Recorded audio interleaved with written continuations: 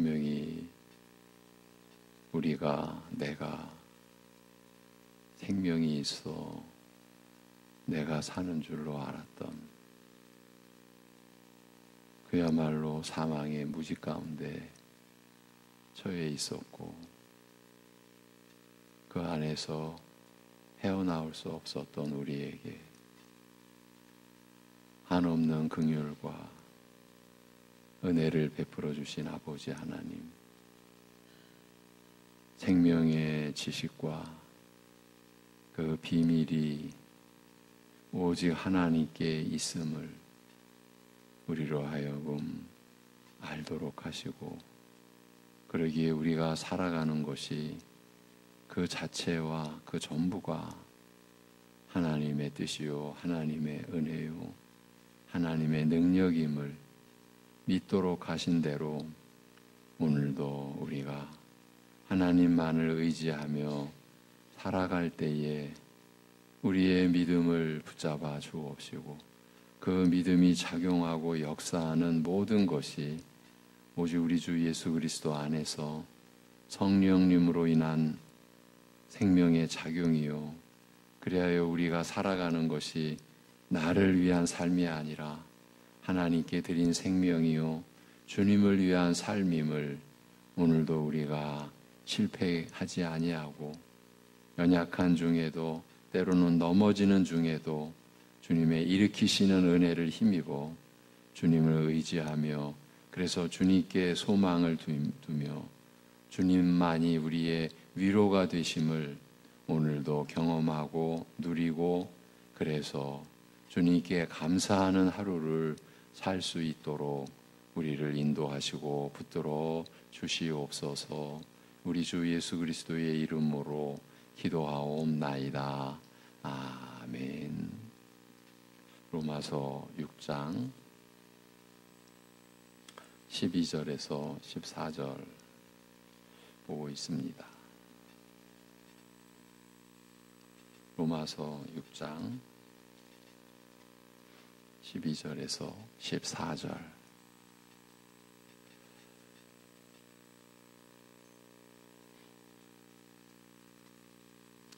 같이 보시겠습니다. 12절에서 14절입니다. 다 같이. 그러므로 너희는 죄가 너희 죽을 몸을 지배하지 못하게 하여 몸의 사욕에 순종하지 말고, 또한 너희 지체를 불의의 무기로 죄에게 내주지 말고, 오직 너희 자신을 죽은 자 가운데서 다시 살아난 자 같이 하나님께 드리며 너희 지체를 의의 무기로 하나님께 드리라. 죄가 너희를 주장하지 못하리니 이는 너희가 법 아래에 있지 아니하고 은혜 아래에 있음이라. 아멘. 어제 이 본문 안에서, 이 본문 중에서 유의하여 살핀 내용이 있습니다. 이것인데요, 죄가 너희 죽을 몸을 지배하지 못하게 하라, 이렇게 기록하여 죄의 지배를 허용하지 말아야 할 대상 내지 그 영역을 가리켜 죽을 몸이라고 밝힌 점입니다. 죄의 지배를 허용하지 말아야 할 대상, 그리고 그 영역을 죽을 몸이라고 명시해 놓은 이 점에 어제 우리가 좀 주의를 기울여서 살펴왔고, 오늘도 이제 그 내용을 이어가려고 합니다. 일단 너희 몸을 죄가 지배하지 못하게 하라, 이렇게 볼 수 있죠. 너희 몸을 죄가 지배하지 못하게 하라는 이 명령은 결국 죄가 너희 삶을 지배하지 못하게 하라, 죄가 너희의 삶 속에서 주인 노릇하지 못하게 하라, 그 말과 같습니다. 너희 지체들을 불의의 도구로 죄에게 내어주지 말고, 이 역시 같은 내용입니다. 지체들이 모여 몸을 이루는 만큼 너희 몸을 죄에게 내주어, 즉 죄의 뜻에 맡겨 너의 삶이 불의를 행하는 도구가 되지 않도록 하라는 그 뜻입니다. 다만 죽은 자들 가운데서 살림받아 사는 자들처럼 너희 자신을 하나님께 드리되 너희 지체를 의의 도구로 하나님께 드리라고 합니다. 죽은 자들 가운데서 사는 자들, 죽은 자들 가운데서 살림을 받아서 사는 자들처럼, 즉 새 생명을 누리는 자로서 기대되는 바 너희 삶을 하나님께 드리되 의를 행하는 도구가 되게 하라는 뜻입니다. 로마서 6장의 그 흐름이, 그 내용이 이렇게 자연스럽게 당연히 이렇게 이어지는 것이죠. 죄에 대하여 죽고 하나님을 향하여 사는 자, 곧 새 생명을 누리는 자, 그 신자에게 기대되는 그 삶은 바로 하나님께 드리는, 그래서 의를 행하는 도구가 되게 하는 그 삶이라는 뜻이죠.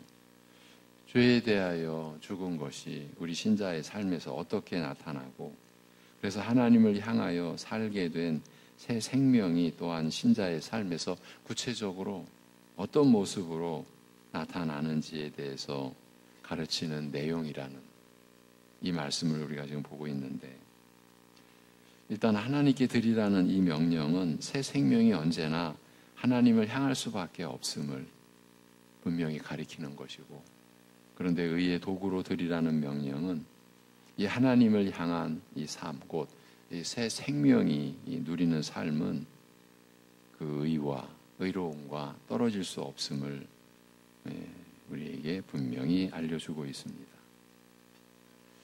그런데 이제 어제 우리가 유의하여 살핀 그 내용을 이제 여기서 이제 오늘 또 이어가는데, 죄가 그 뜻대로 지배하는 것을 막아, 죄가 주인 노릇하는 것을 막아 우리의 몸으로 하여금 부끄러운 정욕의 도구가 되게 하거나 불의를 행하는 도구가 되게 하지 말고, 오직 하나님께 드려 의를 행하는 도구가 되게 할 것을 명하면서 그 몸, 그 우리 몸을 가리켜 죽을 몸이라고 밝혔다는 이 점, 바로 이것이 이 내용이 뜻밖이라고 했습니다. 이것은 우리의 몸이 죽음의 지배와 영향 아래에 있어 언젠가 죽어야 하는 몸임을 일깨우기 위해서라고, 그런 이제 뜻에서 죽을 몸이라고 이렇게 적었다, 이렇게 볼 수 있기 때문입니다. 이제 그런데 이럴 경우 우리 신자가 육신을 입고 사는 이 땅의 삶이 죽음의 영향과 지배를 받는다, 죽음을 짊어지고 있다는 그 뜻이 되어 이 조심스러울 수밖에 없고 신중해질 수밖에 없는 겁니다. 지금까지 우리가 로마서 6장에서 받은 말씀이, 신자는 그리스도와 함께 죄에 대해서 죽고 하나님을 향하여 산 자가 되었다고 했는데, 이 땅에서 살아가는 신자의 삶이 여전히 죽음의 영향 아래에 있다, 이렇게 되니까 이게 모순처럼 들리기 때문입니다. 어제 나눈 내용을 지금 요약해서 지금 상기시켜 드리고 있는 것. 이제 이러한 그 내용 때문에 죽을 몸이라고 적은 이 뜻밖의 이 말씀을 우리가 주의를 기울여 살피지 않을 수가 없는 것입니다. 분명히 우리의 몸이 죽음의 지배와 영향 아래에 있어 언젠가 죽어야 하는 몸임을 일깨우고 있는 이 내용이기 때문입니다. 그렇기 때문에 죄에 대하여 그리스도와 함께 죽었고, 그래서 그리스도와 함께 하나님을 향하여 산자가 되었다고 하는 이 말씀과 상충되지 않는가? 이 땅에서 살아가는 신자의 삶이 여전히 죽음의 영향 아래에 있다. 죽음의 영향 아래에 있다라는 것은 그 죽음이라는 것이 죄값으로 이 세상에 들어온 것이기 때문에 죽음의 영향 아래, 곧 죄의 영향 아래에 있다. 이렇게 되는 거죠. 죄에 대하여 죽었다고 분명히 거듭거듭 설명해 오고, 그로 인하여서 우리가 은혜를 더하게 하려고 죄에 계속 머물 수 없다. 단호한, 확정된, 그럴 수 없다. 왜? 죄에 대하여 죽었다. 이렇게 말씀을 했는데 여전히 죄의 영향 아래, 곧 죽음의 영향 아래에 우리가 산다. 이건 모순이 아닌가. 이 어려운 문제에 우리가 지금 봉착하고 있는 겁니다. 그러나 이러한 의문에도, 이러한 혼란에도 불구하고 이 땅에서 살아가는 신자의 삶이 여전히 죽음의 영향과 지배를 받는 것이 사실이라면, 신자가 이 땅에서 살아가면서 누리는 그 새 생명, 곧 죄에 대한 죽음과 하나님을 향한 생명을 경험하는 그 새 생명을 누리며 살아가는 것이 단순하지 않다. 또는 그 성격이 특별하다. 우리가 이렇게 볼 수밖에 없는, 이렇게 말할 수밖에 없는. 죽음의 영향 아래에 있다는 것은 그 죄의 영향 아래에 있다는 그 뜻인 만큼, 비록 신자는 죄에 대하여 확정적으로 죽었고, 우리 주 예수 그리스도께서 죄에 대하여 단번에 죽으신 그것으로 인하여 우리 또한 죄에 대하여 확정적으로 죽었고 하나님을 향하여 사는 자가 된 것이 사실이나, 어제도 이 점을 강조해 드렸죠. 어떻게 이것을 우리가 사실이라 이렇게 진술하고 고백할 수 있느냐? 그리스도의, 우리의 죄로 인한 죽음과 우리의 의를 이루시는 그리스도의 부활이 사실이기 때문에, 그래서 우리도 그리스도와 함께 죄에 대하여 확정적으로 죽었고 하나님을 향하여 사는 자가 된 것이 사실이나, 이와 함께 죄와의 관계가 복잡하다. 죄와의 관계, 죽음의 영향 아래에 있다라는 것은 그 죄의 영향 아래에 있다는 그 뜻인 만큼, 우리가 확정적으로 죄에 대하여 죽었고 하나님을 향하여 산 자가 된 것 사실이나, 이와 함께 죄와의 관계도 단순하지 않다라는 것을 짐작할 수 있는 것입니다. 죄에 대하여 죽고 하나님을 향하여 사는 생명을 누리면서도, 누리게 되었으면서도 동시에 죄와 죽음의 영향에서 아직 벗어나지 못하고 있으며, 그럼에도 죄가 지배하지 못하게 하라는 이 권면이 가능하고 의미가 있는, 단순히 이거 모순인데 그런 권면은 이건 지금까지의 말씀과 상충되는데, 그렇게 이 권면을 무의미하다 이렇게 볼 수가 없는, 죄가 지배하지 못하게 하라는 권면이 의미가 있는 이런 독특한 상태, 그 권면이 우리에게는 가능한 상태에 있음을 알 수 있는 것입니다. 이제 어제 이 내용을 설명드리고 나눈 내용입니다. 신자는 그리스도와 함께 죄에 대하여 죽었고 하나님을 향하여 살았으며, 죄에 대하여 죽은 자 된 그 상태, 또 하나님을 향하여 살아있는 자, 그런 상태인 것이 사실이나, 그렇다고 해서 죄로부터 전혀 영향을 받지 않는 그런 상태는 아니라, 말하자면 죄의 유혹을 받지도 않으며 그 결과 실수하는 일도, 넘어지고 실족하는 일도 없는 그런 상태에 이른 것은 아닌 것입니다. 이제 이 점을 바울 사도가 성령님의 그 감동하심 아래서 밝혀놓고 있는 것입니다. 우리 신자도 유혹에 넘어가, 시험에 넘어가 실수한 결과 하나님으로부터 멀어지며 하나님과의 복된 영적 교통에서 끊어지는 그 고통과 두려움을 겪으며 몸의 죽음, 곧 육적 죽음에서도 이제 비록 그 의미가 다시 깨어날 잠으로 바뀌기는 하나, 그렇죠? 우리 성도의 그 몸의 죽음, 육적 죽음을 우리는 잠이라, 잔다. 성경이 그렇게 말씀하고 있는 걸 우리가 알지 않습니까? 비록 그 의미가 다시 깨어날 잠으로 바뀌기는 하나, 그럼에도 몸의 죽음, 곧 육적 죽음에서도 완전히 자유롭지는 못합니다. 이런 죽을 몸, 곧 죽음과 죄의 영향에서 자유롭지 못한 몸의 욕망에 순종하지 말라는 이 권면은 이제 역으로 신자는 이런 죄된 욕망의 유혹을 받는다라는 것을 전제하는 것이죠. 이런 내용을 성경이 밝혀주고 있는 것이죠. 네, 이제 우리가 6장을 지나서 7장으로 들어가고 8장으로 들어가면서 지금 이 구조, 이 내용이, 이 원리가 계속 관련이 있게 되는 겁니다.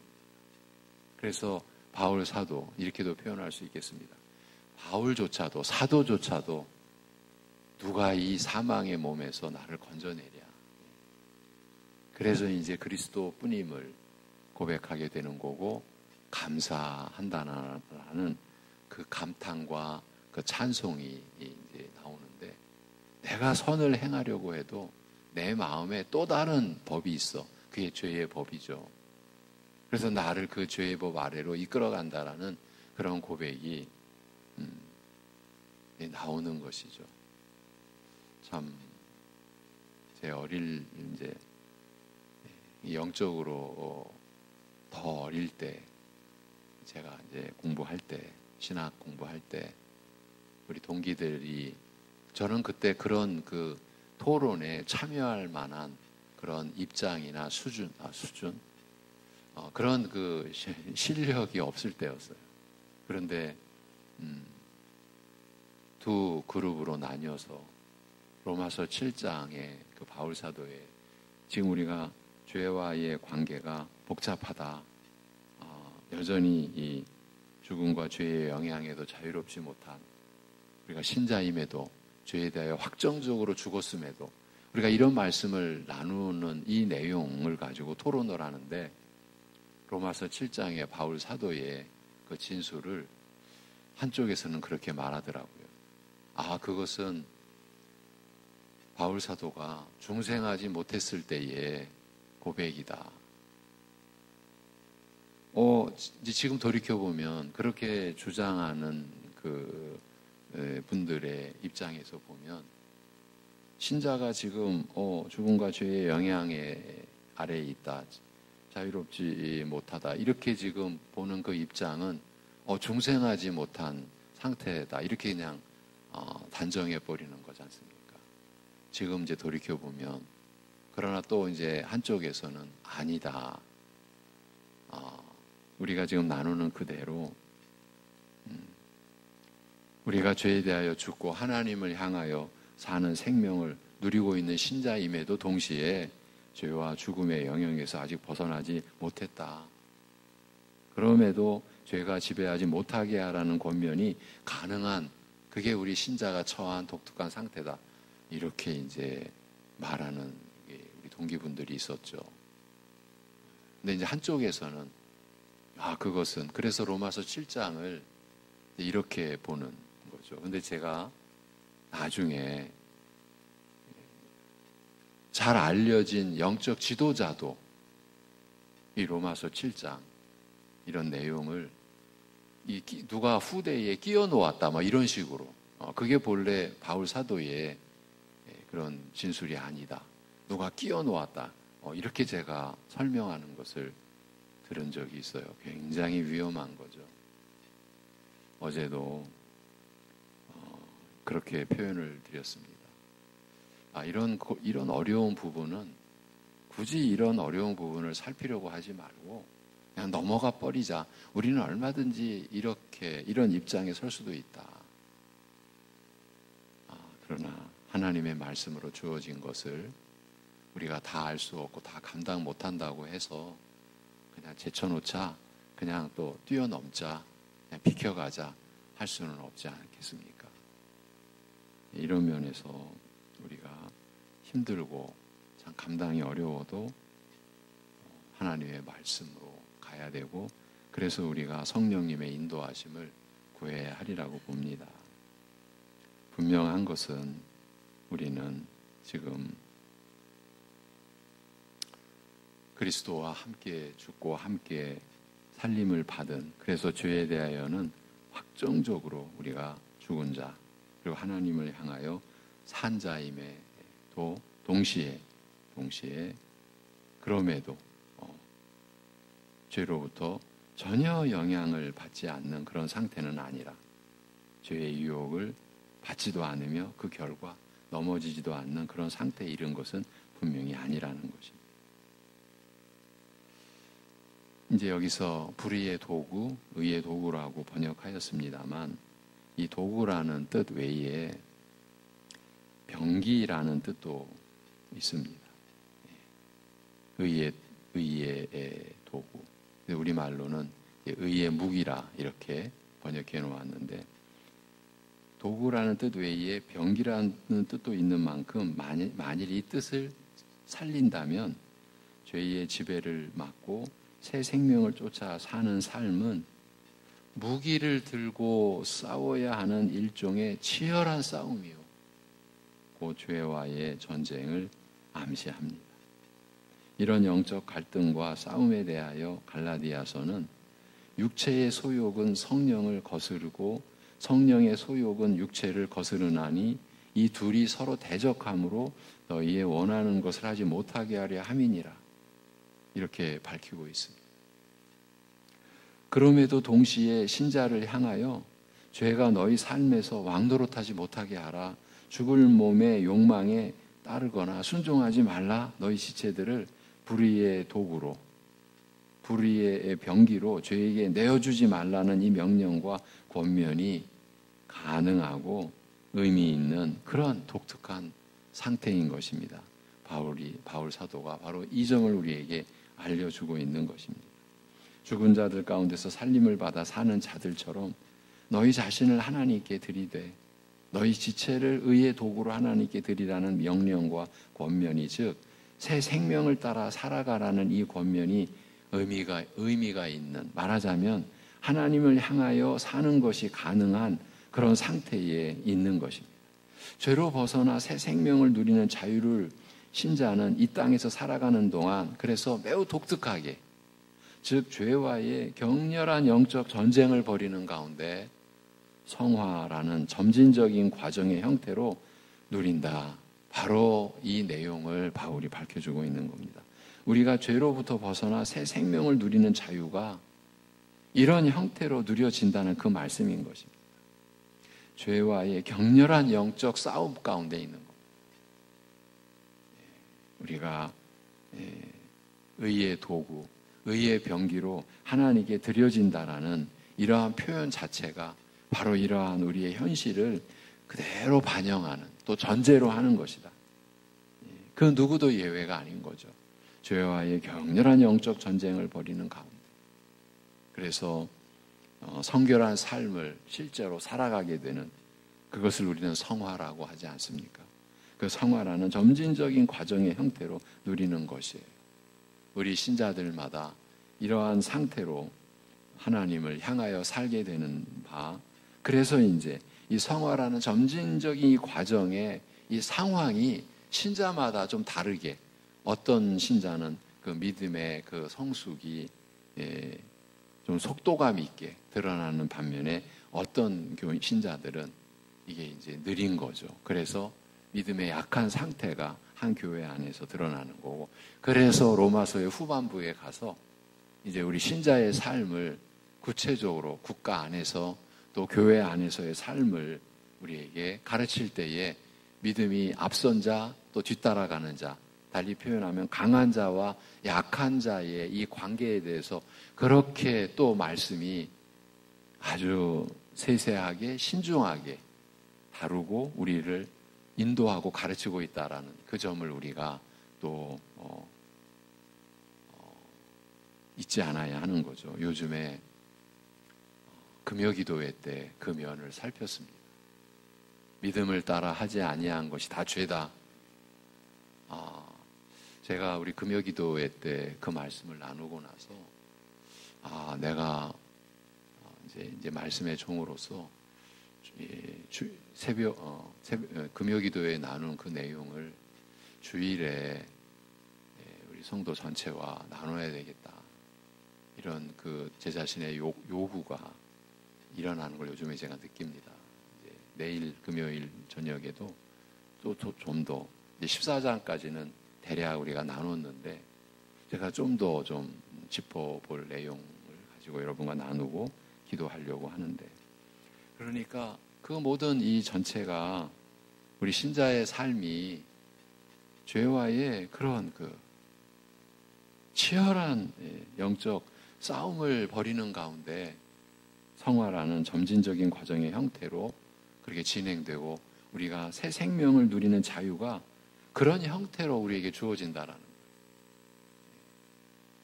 이제 우리의 그냥 입장에서는 죄와의 어떤 갈등도 없는 상태, 그런 상태는 있을 수 없다, 아니다라는 거죠. 자칫 잘못하면은요, 우리가 그러한 것을 바란다라고 할 때 우리는 어쩌면 인격적 존재로서가 아니라 죄로부터 완전히 이제 자유롭게 된 어떤 물리적인 상태, 기계적인 상태. 우리가 은혜가 충만하면, 우리 한때 또 그런 착각에 빠졌었던 적이 있었죠. 성령 충만하고 은혜 충만하면 뭐 우리의 의지와 상관없이, 우리의 어떤 노력과 상관없이 그야말로 말씀에 막 순종하게 되고, 말씀이 다 그야말로 어떤 말씀이든지 그야말로 먹기에 좋은, 그냥 너무 좋고 맛있고 그렇게만 우리가 또 여겼던 부분도 있었죠. 전혀 아니죠. 성령 충만이라고 하는 그 말씀만 에베소서에서 그 에베소서 5장과 6장으로 이어지는 내용만 봐도요, 성령 충만의 삶은요, 하나님 앞에서의 은혜에 충만한 그 삶은요, 서로 복종하라 이렇게 나옵니다. 바로 서로 복종하는 삶. 그래서 남편과 아내의 관계, 부모와 자식의 관계, 주인과 상전의 관계, 이건 아주 구체적인 실제 삶입니다. 그 삶 속에서 한마디로 서로 복종하라입니다. 그것은 서로를 세워라, 서로를 사랑하라, 이렇게 되는 겁니다. 그 삶이 얼마나 구체적입니까? 실제적입니까? 얼마나 또 치열합니까? 얼마나 격렬합니까? 누가 서로에게 복종하겠습니까? 우리의 본성이 절대 용납하지 않습니다. 그런데 그것을 거스러 싸우는 거죠. 그러니까 죄와의 이 격렬한 싸움이 하나님의 말씀이 성령님을 통해서 우리 안에서 역사하고 이루어지는 그 삶을 우리가 감당해가고, 그 삶을 우리가 누리는 그 삶은 기계적으로 은혜가 충만하면 우리의 어떤 의지나 노력이나 내적인 어떤 갈등과 번민 없이 그냥 완전히 순탄하게 그냥 이루어져 버리는, 절대 그러한 삶이 아니다. 그래서 우리가 믿음의 역사와 사랑의 수고와 소망의 인내라고 하는 신자의 삶을 이렇게 믿음, 소망, 사랑으로 나눌 때, 그 사랑의 수고는, 그 수고라는 말은 매질을 당한다라는 의미라는 점을 우리가 나눠왔지 않습니까? 그건 그만큼 수고해야 되는 거예요. 근데 그 수고가 매질을 당하는 것 같이, 그건 고통인 거죠. 우리가 좀 더 이 내용을 확장해서 보면 우리가 이런 내용을 담고 있습니다. 우리가 하나님과의 화평을 누리며 하나님의 영광을 소망의 내용으로 취할 수 있는 자가 된 우리가, 그래서 믿음으로 은혜의 이 자리에 서 있는, 이것이 믿음으로 의롭다함을 받은 신자된 삶의 상태에 우리 로마서 5장의 시작 아닙니까?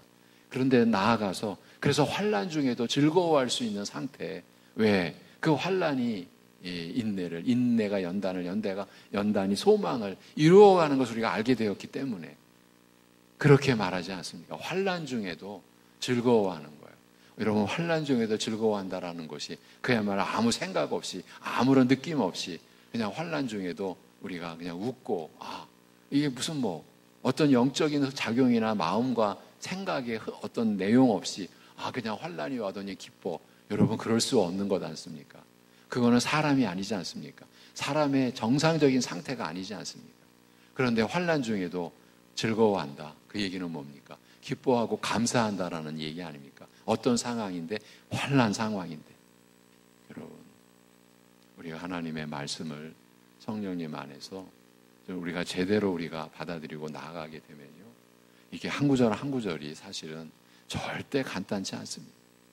지금 우리가 보고 있는 이런 내용도 우리가 이제 새 생명으로 산다라는 것은 우리가 하나님께 우리 자신을 내어드리는 거예요.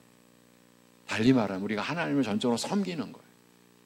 그런데 그 삶 자체가 그냥 순탄하게, 순적하게 이루어지는 것이 아니라 죄와의 격렬한 싸움 속에서 이루어지는 것이다.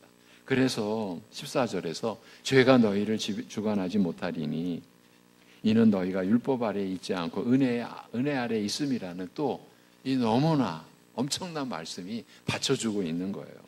오늘 간략하게 보고 다음 주일 또 한번 짚어가도록 할 텐데, 우리 신자가 처한 이런 독특한 처지와 상태에 대하여 설명하되, 지금까지 우리가 나누었던 우리가 신자가 죄에 대하여 죽고 하나님을 향하여 산 상태이나 죄와의 관계가 복잡한 그런 독특한 처지와 상태에 대하여 설명하되, 죄가 마치 주인처럼 우리를 마음대로 지배하지 못할 것이라고 밝히면서 그 이유는 우리가 율법 아래에 있지 않고 은혜 아래에 있기 때문이라고 말하는 거예요. 달리 말하면 우리가 율법 아래에 있지 않고 오직 은혜 아래에 있을 때라야, 은혜 아래에 있을 때라야 이것이 뭡니까? 너희가 술 취하지 말고 성령 충만을 입으라, 받으라. 바로 그 내용이죠. 그렇게 은혜 아래에 있을 때라야 죄가 우리를 주관하지 못한다.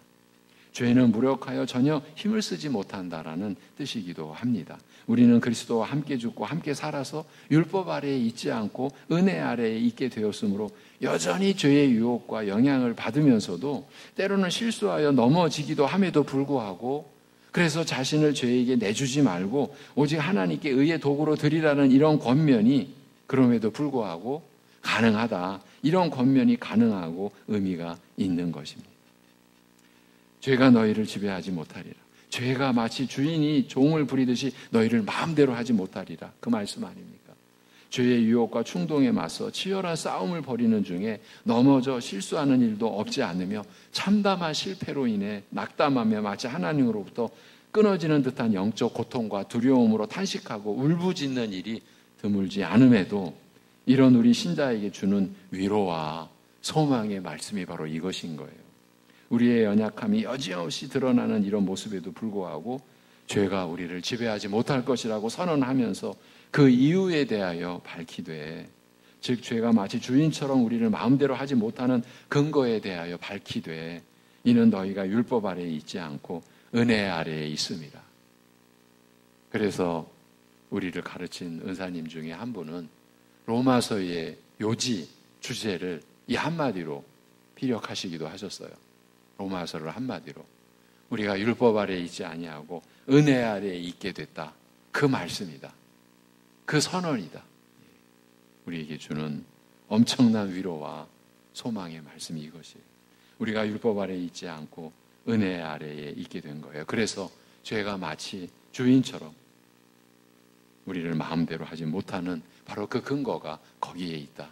우리가 이루어 놓은 근거가 아니에요. 그래서 우리가 은혜 아래에 산다라는 거예요.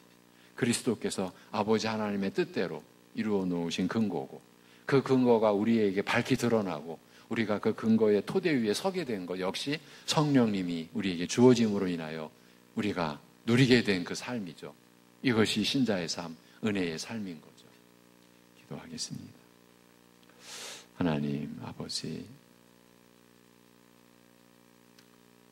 우리로서는 꿈도 꿀 수 없었던 이 은혜의, 이 하나님의 긍휼의 그 열매로 주어진 신자로서의 삶, 새 생명을 누리는 삶을 우리가 살 수 있게 하심을 이 새벽에도 또한 말씀에 붙들려 고백하고 감사를 드립니다. 아버지 하나님,